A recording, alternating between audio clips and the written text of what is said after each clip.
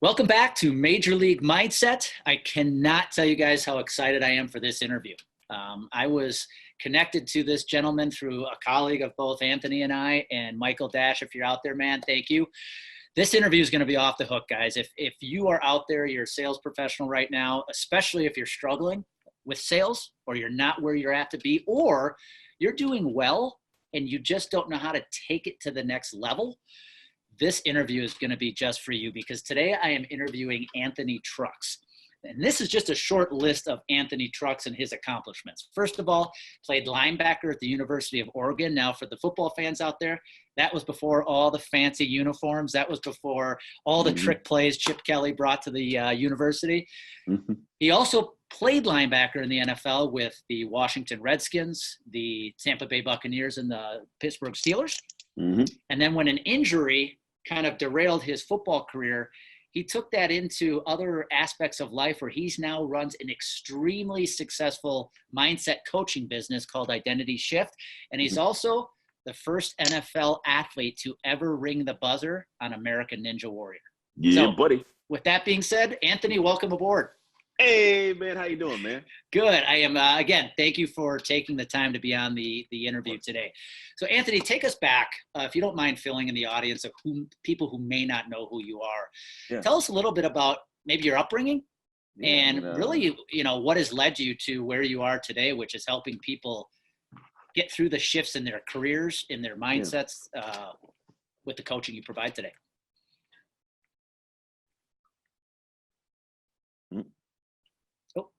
No, I'm back.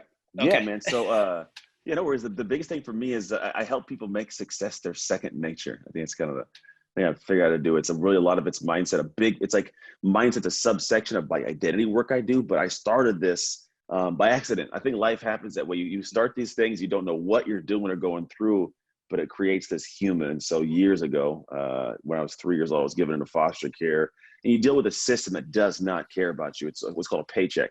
So long as I didn't die, it was all good in the world. So I was beaten, starved, tortured, man. There's a lot of crazy things. Put into a family that's my family this day. It's an all-white family. So I had that weird identity of like, who am I? Where do I fit? I'm a foster kid, all-black kid. Then I got adopted 11 years later. So I was in the system for a lot of yeyears with a lot of instability. Went through like 5 different homes. Never knew that I would wake up on this pillow and for sure go on to that one again tonight, till I severed my mom's rights at 14, finally got adopted. My biological mom was no longer in a picture. My adoptive mom got diagnosed with MS. So I have this sick mom. I'm the son of a sick mom. I'm this athlete trying to play football for the first time. So I'm really out of my depth there. I'm not good, but I love this sport. The only black kid, all white family. I went to schools. I was the only black kid. Still the foster kid. I'm the adopted kid. So many different weird parts of who I am that I think a lot of us step into these spaces, especially like the sales word. You step in and just discomfort. It's like, I don't know what I'm doing, a little bit off. And you never really know where you quite fit. And so that was me. Like, that's the root of Anthony. And I wish that was where it ended? Oh, man, bro. It does get crazier. So let me go ahead. Go ahead. No, let me ask you, if you don't mind, ask you a question quick. I want to take 2 parts of your life and put it into one question. Please. You talked about life happens often in ways we don't intend, which for sales professionals, not a lot of people often get into sales by design, especially in the industry I've come from, which is insurance. But then you also had that hit that part of your life where, as the only African-American kid in the elementary school, you felt out of place. Again, very commonplace salespeople find themselves. Can you go back and think about the mindset you may have had at that time that really helped you get through and move forward through those times in your life? Yeah, man, it was just survival. I mean, you're talking, this is up to like 15 years old. It wasn't much more than like, I don't like how I feel right now. I got to do something to feel better.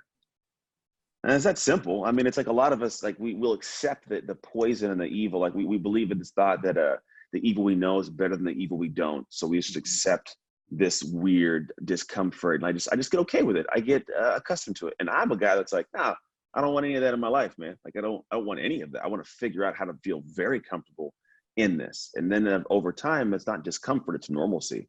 And when you can do that thing that really moves the needle for you, when you can do it like it's nothing, like it's a breeze, but it used to overwhelm you or scare you, now you get successful. It's the people that like will sit back and enter sales and say, man, how does Jim do that?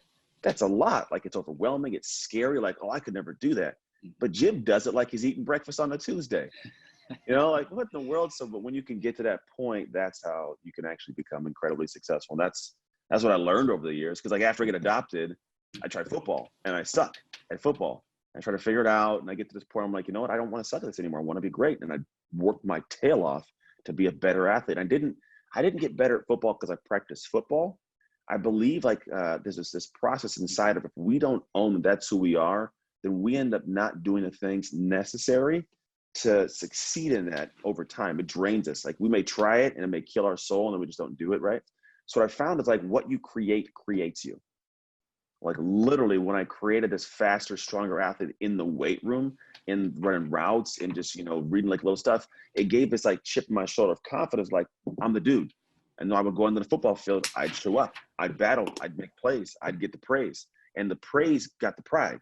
Like, boom, I feel good about myself, chip in the shoulder. And that comes from what I did in the face of not feeling very comfortable. And that was one of the biggest catalysts, one of the biggest things I teach people in my realm. It's like, you really have to step in and create something, not for the end destination, but for the internal destination. I'm building this thing. It's going to be painful. I'm going to try these things. They're going to suck at first. I'm going to suck at first. But if I just stay the damn course, I'll eventually get to the point where I step back and say, you know what? I put too much time and energy into this to walk away and not feel like I'm that person. I'm that person now. And that person does X, Y, and Z. It's now Jim doing these things that were overwhelming and scary to you. Now they're who you are and they happen on autopilot, effortless effort. Boom, I kill it. And that's what I learned. What you just said there, Anthony, that I want to hear I want every sales professional to understand is you said you did not get better at football by just practicing football.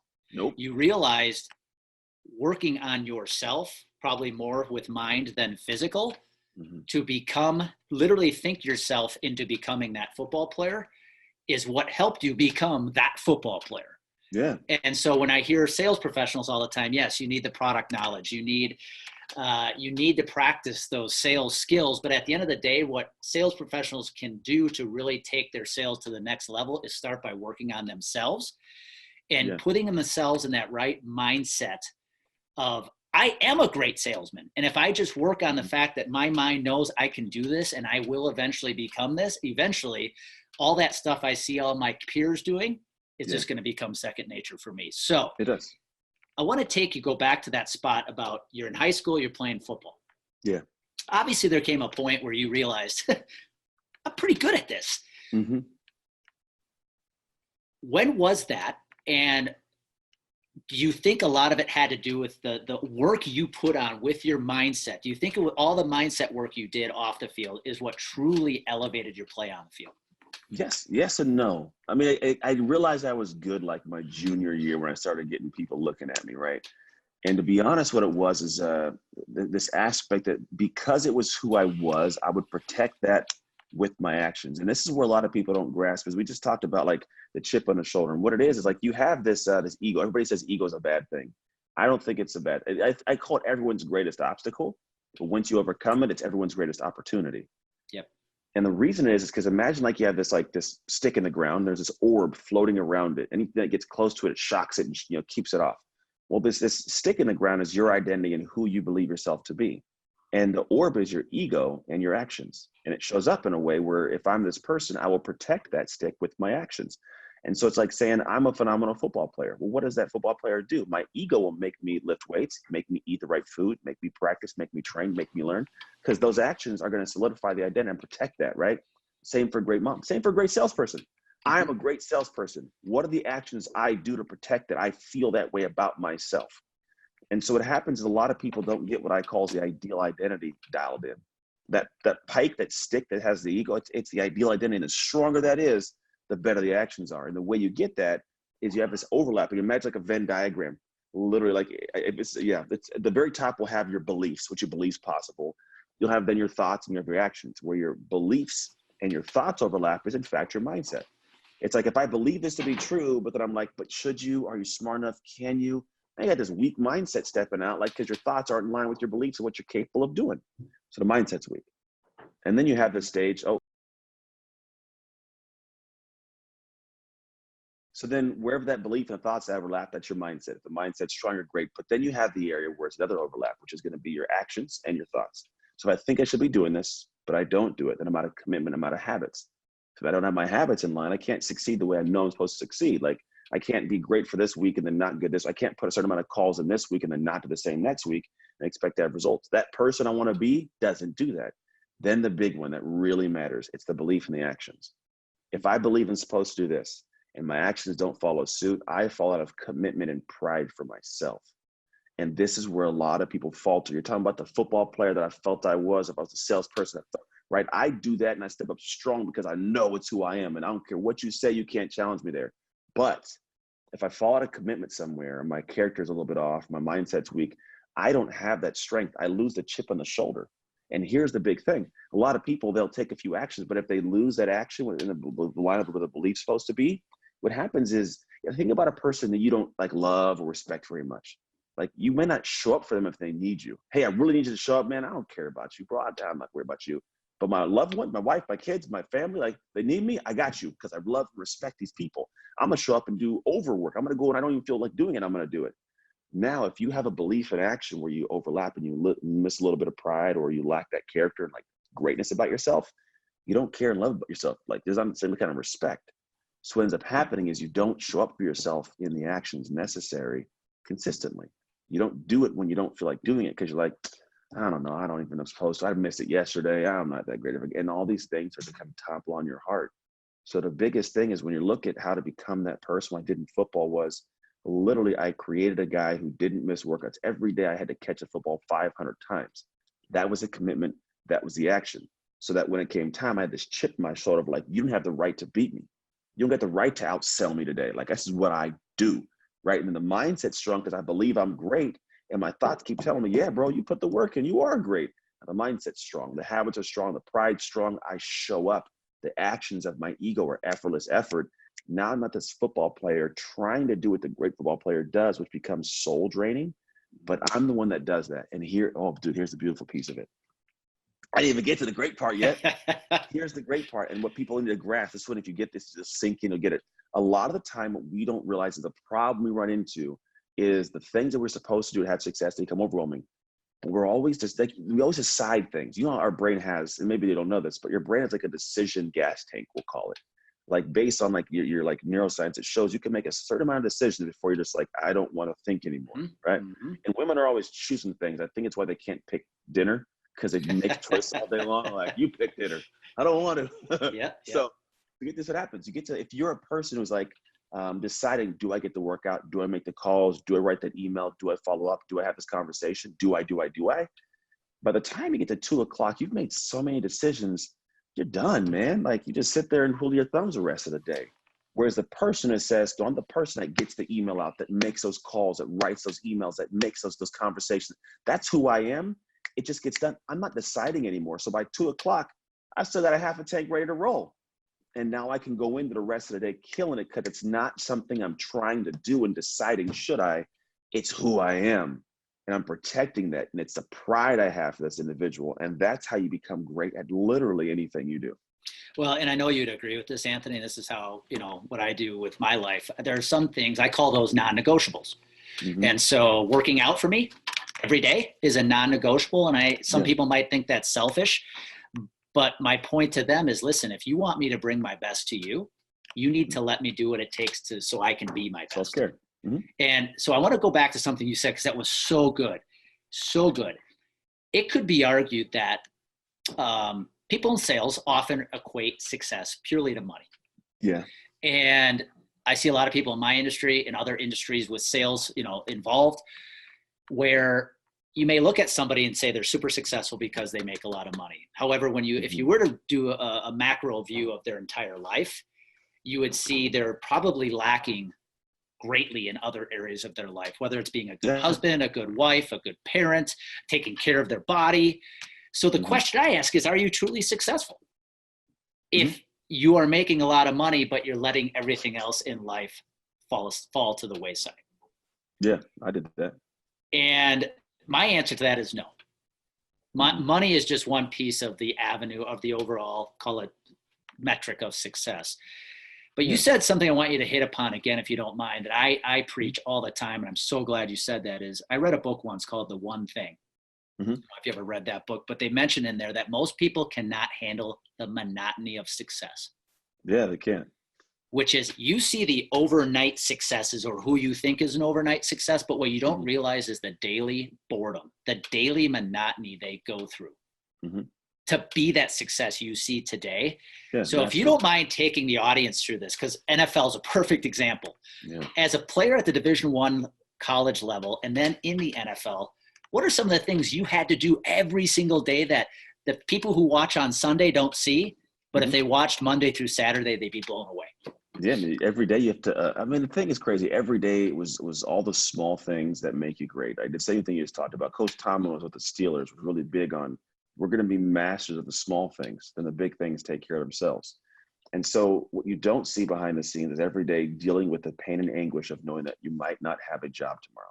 Now, I go in sales, it's kind of the same thing, right? It's a little bit similar, but literally, like, you won't get to live in this town. You'll have to move. You know, like that's like an everyday thing you have to deal with. Action-wise, every day you have to get up with this ball in the pit of your stomach and go and give your absolute everything. And that showed up in being consistent in areas where no one questioned your ability to do your job. That's how football works, a team effort. Just like a sales team, you know, you're part of a team effort.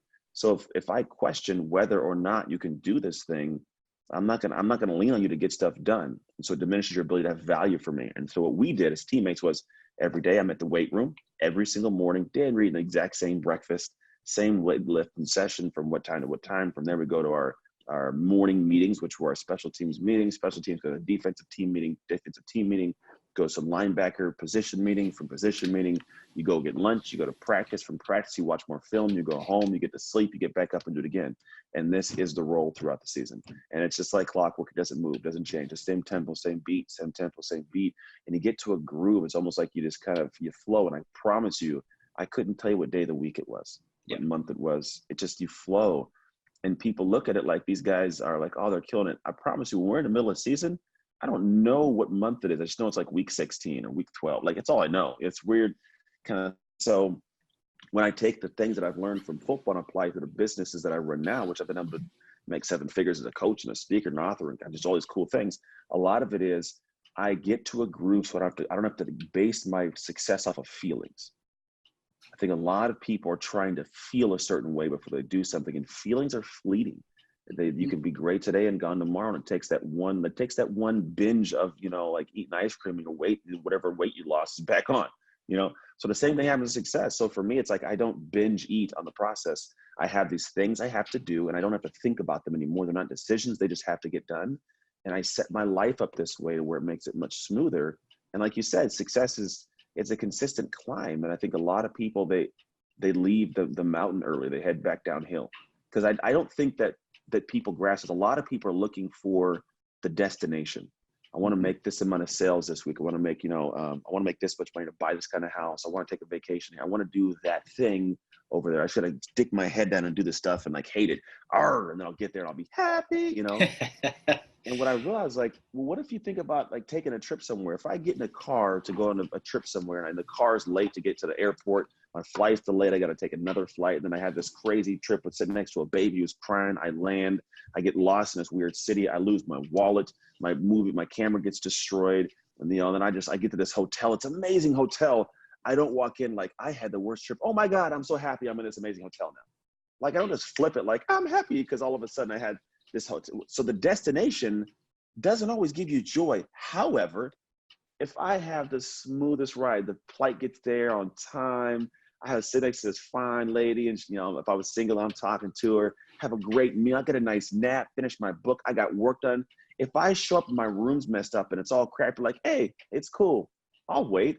I'm still happy. Even if it's a crappy hotel, like, I'm gonna make the most of this, right?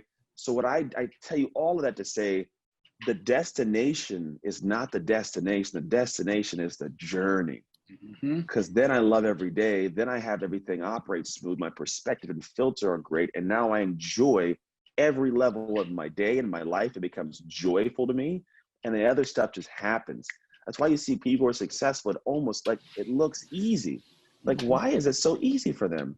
because they didn't make it easy to get there. They made it easy to enjoy the process to get there. So many, so many good lessons there, because people would laugh, Anthony, if a college football player went to a scout and said, tell me a hack that I can use to get to the NFL. Yeah. It's obvious it's going to be work your butt off. Yeah, it's a hack. And it's so amazing how many people, whether it's in sales, it's in marketing, you name it, they want that silver bullet. They want that hack, right, to grow that 7-figure business. Mm-hmm. And the other thing you said, which is so important, is if you're in sales, the stuff that's boring, picking up the phone, even if it's all the way down to getting on social media and inviting 10 or 15 new connections into your community so you can interact with them, you have to that has to almost become second nature to you. Enjoy Monday through Friday, if not Monday through Sunday. That, to your point, you don't even know what day of the week it is, that you just get up each and every day, you rinse and you repeat and go, yep, that's just what I have to do today to make it a successful day. I agree. I think a lot of people are looking for this strategy, like you said, the hack too. The strategy. Look at it this way. And this is, I try to like give like aha moments. This is an aha moment for you guys to grab this one. I was like, why do we seek these strategies and hacks? It shortcuts the process, right?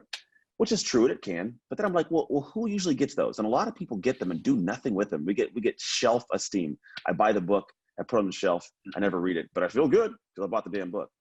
And then I started thinking like, well, where do those come from?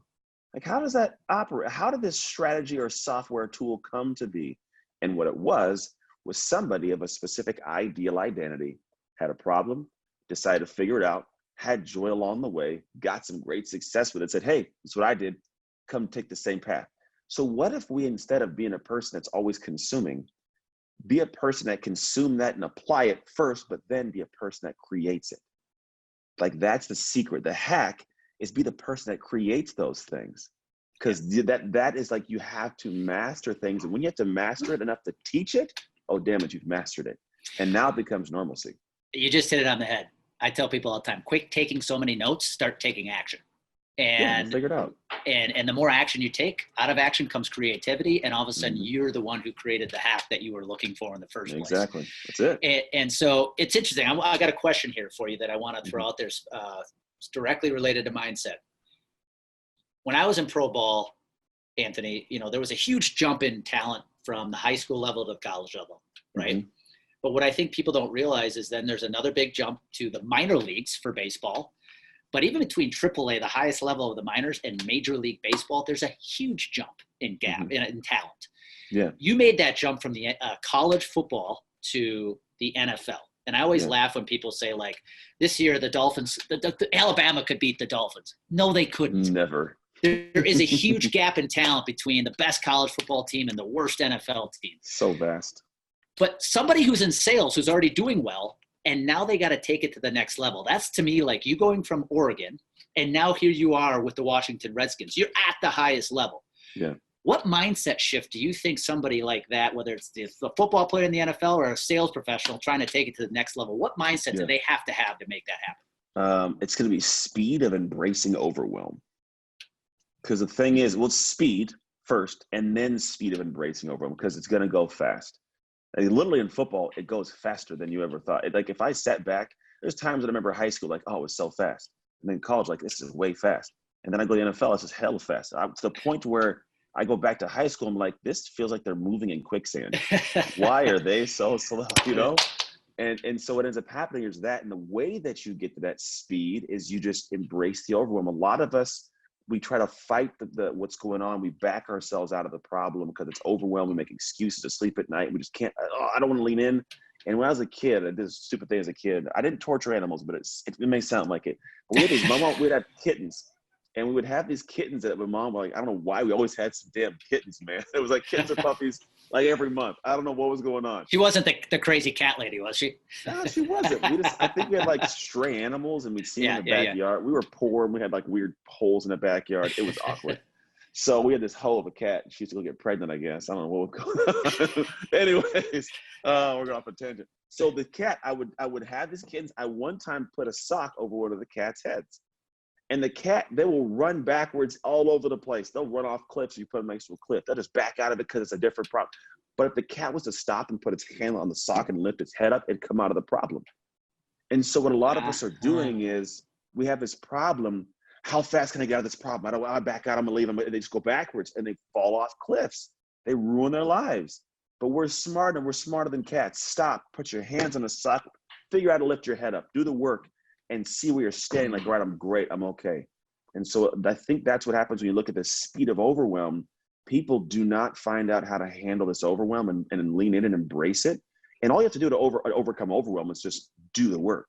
Yep. Like, don't remove yourself from the fire, because you'll figure it out. But when you stay in it, like, you get the skill set to stay in it. And then also this, you then separate yourself from the 99% of people who find a way to back out. That's why it's the 1%. They just didn't back out of the craziness. So when you're in a space and you go to the next level, lean in, man. Embrace the fire of it. Find a way to, like, stick in with the gut of you to handle that overwhelm. And in doing so, you'll just learn to survive and be able to thrive.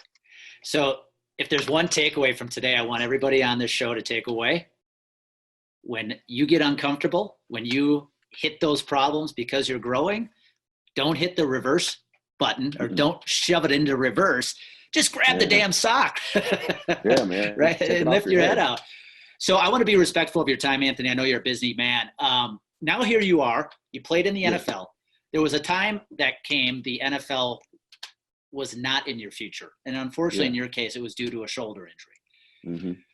Quickly take us, where was your mindset when you realized that, the NFL is no longer going to be where I take my talents. And now you knew you had to take your talents to something else in life. Yeah. It was it's a difficult one. Yeah. I mean, it's always difficult because you get this thing you've been doing for so long that it's who you are, and then your identity is stripped from you. Yep. Like, that for me was difficult part. It's like, who is Anthony without this thing? And I had to rebuild a new thing. And so I didn't even know how to repurpose what I had. A lot of us as athletes don't know how, because we know how to be able to take the physical nature and I can go tackle you, but I can't get paid for that anymore. I have to pay money because I go to jail, right? It's a whole different thing. So in the day, it ends up being this, they were to figure out how do I repurpose these intangibles. And so what I did was I went into the real world and I messed my life up, man. I came out, I got this, this gym opened up and I almost went bankrupt in the first few months, had no clue to do sales or build a business, ruined my marriage, got divorced, ruined my, fatherhood. I wasn't a present father anymore. So like, I did all the things that you shouldn't do. And I neglected everything to try and find myself again, to find a sense of pride for who I was. When the reality was I was always the person that created those things. But I thought I had to have a thing to be the person. So ass backwards, excuse my language. And so for a point, I got to this level, I was like, all right, well, I almost fall apart. Honestly, almost took my life, man. I got to like a super bottom. My wife had an affair, like that was bottoms. And it's taken me probably almost 8 years now since those moments in time to climb out and really take a backwards look and say, like, how did I get to that level? How did I fall off? How do I get back on the horse? How did I create this crazy cool life I have now? Fast forward from then, I was divorced for 3 years, custody battle, craziness, remarried my ex-wife in the most weirdest turn of events that honestly, like, if I had to go, our marriage is incredible. If I had to go through that stuff again, I'd go through it twice, and then I'd get where I'm at now. Like, it's amazing, right? And a lot of it was the mindset of it all. Who am I? Who do I want to be? What beliefs do I have about myself? What actions need to be taken consistently to be able to have me this guy? How do I build myself back up from that character pride standpoint? Yeah. Like, what's the belief I have for my life? What are the actions I'm taking on top of that? And then what are the thoughts that I have and the actions and habits I have to have, that commitment that aligns with who I want to be to build up over time? And I just spent the last probably 6 years now just rebuild an entire new human, man, from the intangibles of what I had, how I think, what practices I have. That I'm really big on the physiology changes your psychology, right? So what am I actionably doing? What strategies am I applying to my day, to my life? And then what are, where are the areas where I need to show up more that I'm not showing up? Like, there's days when I'm still not the best father. I'm a solid dad now. Kids are in the house, like, we do great, but there's days where I'm not the best dad in the world. Yep. Days when I mess up, parts that my wife needs me to do, and I'm not the best husband. Days when my habits fall out, or I'm like questioning, like, I know I'm damn good at what I do, but like, this person didn't sign up. Am I that good? Right? These things are normal and natural. However, I'm very cognitive and conscious of what's going on a daily basis and realizing I'm in control of all of it. I think that's one of the things that most people don't get. Well, and that's it, man. I not that I ever want somebody to have to go through what you've gone through, whether it was as a child or after the NFL career. But what I heard you say, and I think it's so important to repeat, is you had a lot of what could be perceived as losses. And it's so easy for people, salespeople, right? They lose every day. Yeah. And it's so easy to take those losses personally or let it actually define the rest of your life. And in some cases, I see people even getting out of sales because of that. Yeah. But I think what you need to realize is because when you realize you have to love the journey, those losses are no longer losses. They're learning lessons. All day. And you want more of them. And so I always tell people, you either win or you learn. If you look at things that way, you either win or you learn. Life's going to get a whole lot easier, and you're going to enjoy that journey a hell of a lot more than you may be today, because your life, Anthony, is a beacon for that, of somebody who has shifted their mind so many times because of what they were faced with. You're a true inspiration, man. So appreciate it, man. I'm going to leave this final question on mindset for the audience is if you do a lot of keynote speaking. Yeah. If you're just speaking to an audience of sales professionals, and let's think of younger sales professionals, people who may be newer to the business, what would be the one tip on mindset or the one mindset idea you would want to pass along to that audience? Well, I think the way I look at this is when there's going to be a lot of things they're faced with that we're going to naturally have excuses to bear and to bring forward, because at the exact same time, it's going to be difficult to do this new thing. It's all abnormal. And here's what ends up happening. We in those moments feel very weak and helpless. Like, I don't feel like I can do this. Therefore, why give effort? Why do the X, Y, and Z? And so we end up having all this power stripped of us because we think we have no control. And here's what usually happens in life when it comes to a mindset. In my life now, things that go wrong, things that go great, like, it's always my fault or my responsibility somewhere. And what I started doing is whenever I was faced with something went wrong, and I wanted that lesson you talked about, I had to take that pain of acceptance, because with it comes the power to make a change for the next time, the power to apply this lesson, right? If I have a loss and I think I'm helpless and I have no part in it, why am I going to get back up and lose again? Because nothing I do, I'm never going to win no matter what I do. That's a horrible place to have your mind. So for me, my mindset's big on, all right, damn, I took an L here. What did I do to take this? What was my fault? Yeah. There may have been 10% of it, 2% of it was me, maybe 98 somebody else, but damn it, where was mine? And when I have to eat that, like, it's painful, but I'm like, all right, though, but I got some power next time. I could change a little something. I did in my relationship. Yeah. I thought for the longest time, all her fault. You did all this. You made a horrible, how could you have an affair? And then I realized, like, I was gone 6 a.m. to 10 p.m. and I was a neglectful husband. So I realized you made a crappy choice, but it took 2 people to get to a point where she felt she needed to make this choice. Yeah. So in that, I'm like, damn, I had to take that pain of like, yeah, it's not the right reason. It's not a good one. It just is what it is. But dude, you had a part to play. So take your power back, be ready to take that damn lump with it too. Life gets to other places. Yeah. Life gets so easier, Anthony, when you just own your problems, right? When you own your shift, I call it. Own your shift. That, and I that one punched me in the gut, because I can look back at my previous, my career over the years, and I'm guilty of blaming other things, right? Blaming my house. Heck, when I got released from baseball, Anthony, I blamed it on my size, the fact I didn't throw hard, the fact I wasn't a high draft pick. But at the end of the day, it was me. I had to own that. So thank you for saying that. If you're out there right now, guys, you're struggling with sales, you're sitting there pointing fingers at your team, at the market, at the product you might be selling, you have to own every failure. And trust me, life will get a lot easier when you do. So last thing here, Anthony, and I'm gonna provide a little gift here at the end if you're cool with it. If somebody wanted to reach out to you and get a hold of you, what are the best channels, best ways to get a hold of you? To actually get a hold of me. Or they wanted to follow you on social media. So social's the best asset I use to be able to contact and communicate with my people. So Instagram is where I spend a lot of time. I personally am there answering messages. I do a lot of voice message because it's faster than typing. I can hold it and talk while I'm driving. But that's the best way to reach me there. If somebody wants to get insight on the work I do and like how this actually applies, how to make this shift we're talking about, if you go to sloworgo.co, you can take a quiz and it lets you see if you're a slow or go identity. And then my team will allow you to kind of figure out how to be able to up level that, whether it's to go from a slow to a go or to go to the next level of your go identity. Because here's the biggest scary thing that a lot of people don't want to accept. Those who are already having some kind of success, a go identity, they don't grasp there's another tier. Just because you aren't the next one doesn't mean there's something wrong. Like, I'm a go identity, but I'm not like the rock level go. You know what I mean? Like Yeah. it's a whole different level of go. So there are some tiers you can work into in this world. But that's a good point for anybody who's in sales who's already having success. There's usually a next level to go to, and that's often where people get stuck is they're having the success they are having today, and it can easily allow them to get complacent, and they need to find that next level. So I know I'm intrigued, guys, I'm going to go to slowergo.co and check it out.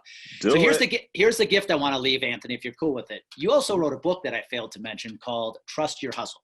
Yes. So for you listeners listening to this right now, and you have stuck with us throughout this entire interview, the first 10 that send me a direct message on LinkedIn and just type in Anthony Trucks, Trucks, I'm going to mail you a copy of Anthony's book for you.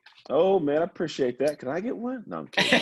I got a whole bunch right here, but thank you, man. I truly appreciate that. So if you guys, with that being said, Anthony, thank you again. This has been an unbelievable interview. Very welcome. If you're out there listening, your sales, again, I hope you took a lot of notes like I did. This was absolutely mind-blowing. And if you're out there right now, guys, whether you're struggling with sales and you're thinking about switching your company, selling a different product, whatever it might be, or you're having success and you're just trying to figure out how to get to the next level, just remember, you are always just one mindset shift away from greatness. So that's it for this episode. Anthony, thank you again. Until next week, make it an awesome day.